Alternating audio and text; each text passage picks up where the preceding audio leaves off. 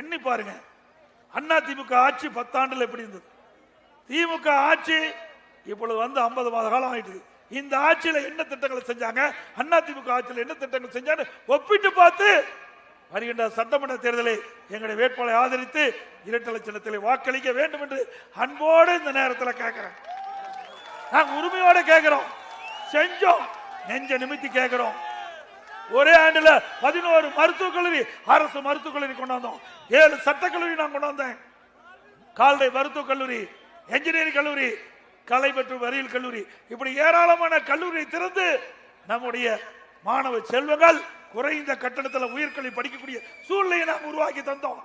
ஒரு கல்லூரியாவது மருத்துவக் கல்லூரி முன்னால் கொண்டு வர முடிஞ்சதா? எதுவுமே இல்லை.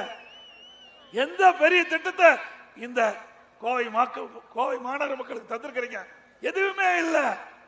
ஆனா தினம் விளம்பரம் வராத நாளே இருக்காது. அது மட்டும் இல்ல, கொலை கொள்ள திருட்டு வழிப்பறிவு பாலி வன்கொடுமை சிறுமியிலிருந்து பாட்டி வரைக்கும் விட்டு வைக்கலாம். கேவலமான ஆட்சி, ஒரு மோசமான ஆட்சி. போதைப் பொருள் இன்னைக்கு கஞ்சா போதை எல்லா இடத்துலயும் இருக்குது. கஞ்சா இல்லாத இடமே இல்லை.